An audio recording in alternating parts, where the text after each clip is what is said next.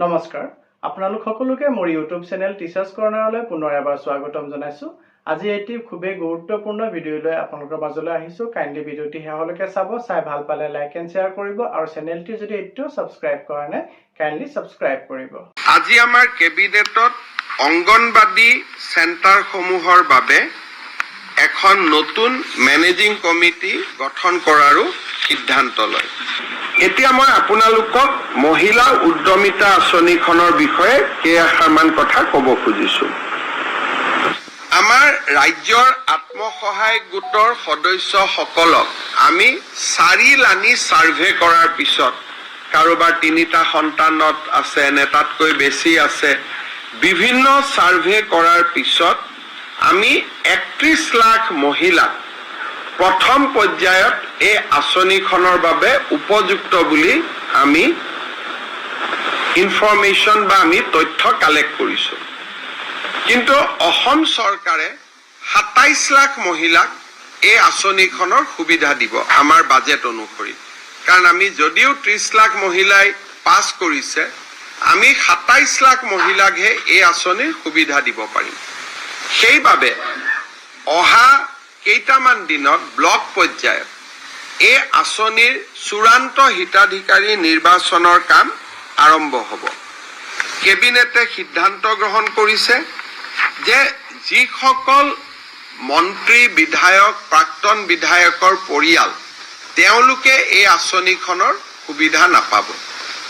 দ্বিতীয়তে যিসকল ৰাজপত্ৰিত বিষয়া, gazetted class 1 and class 2 officer, তেওঁলোকৰ পৰিয়ালেও এই আঁচনিৰ সুবিধা নাপাব। যিসকলৰ আমাৰ মদৰ দোকানৰ লাইসেন্স আছে, যিসকলৰ ঘৰত ব্যৱসায়িক ভিত্তিত ট্ৰাক্স আছে, জেচিবি আছে, বা যিসকলে আয়কৰ পৰিশোধ কৰে, তেনেকুৱা লোকেও বা তেনেকুৱা আইমাতৃয়েও এই আঁচনিখনৰ সুবিধা নাপাব। আৰু যিসকল আইমাতৃ মহালাখপতি হৈছে তেওঁলোকক আমি এখন সুকীয়াকৈ আঁচনি দিম। যিহেতু অলৰেডি তেওঁলোকে বেংকৰ পৰা লাখ টকা লোনেই ল'লে, গতিকে 10,000 টকা লোৱাত ইয়াৰ প্ৰয়োজন নাই। কিন্তু তেওঁলোকক আমি সুকীয়াকৈ আৰু ভাল আঁচনি এখন দিয়াৰ বাবে আমি চিন্তা কৰিম। এই ধৰণে আমি যিটো মহিলাসকলক 10,000 টকা দিয়াৰ ঘোষণা কৰিছিলো, সেই আঁচনিখনক আমি চূড়ান্ত পৰ্যায়লৈ লৈ গৈছো আৰু আঁচনিখনৰ শুভ উদ্বোধন এপ্ৰিল মাহত আমি বিহালী সমষ্টিত কৰিবৰ বাবে সিদ্ধান্ত গ্ৰহণ কৰিছো। অৰ্থাৎ প্ৰথম বিহালীৰ আইমাতৃসকলক এই টকা দি পেলাই এই আঁচনিখনৰ আমি শুভ উদ্বোধন কৰিম। প্ৰতিটো সমষ্টিতে একোখন মিটিং হৈ এই আঁচনিৰ টকা আমি সমষ্টি ভিত্তিক বিতৰণ কৰি যাম। পঞ্চায়ত ইলেকশ্যন হায়াৰ ছেকেণ্ডেৰী পৰীক্ষা আজি শেষ, অহাকালি পঞ্চায়ত ঘোষণা দি লগে লগে হায়াৰ ছেকেণ্ডেৰী পৰীক্ষা শেষ হোৱাৰ পিছদিনাখনে নটিফিকেশ্যন।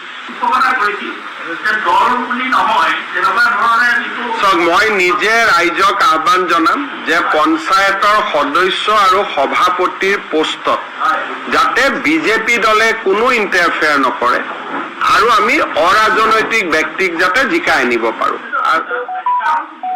কাৰণটো অৰাজনৈতিক হলেহে ভাল মানুহ আহিব, কোনোবা ৰিটায়াৰ্ড শিক্ষক আহিব, ৰিটায়াৰ্ড প্ৰফেচাৰ আহিব, সেল্ফ হেল্প গ্ৰুপৰ মহিলা আহিব। আমি যদি আমিয়ে সিলেক্ট কৰি দিওঁ তেতিয়া ৰাইজে সিলেক্ট কৰিবতো একো নাথাকিব। এইটো গান্ধীজীয়ে কৈছিল যে তৃণমূলত অৰাজনৈতিক হ'ব লাগে।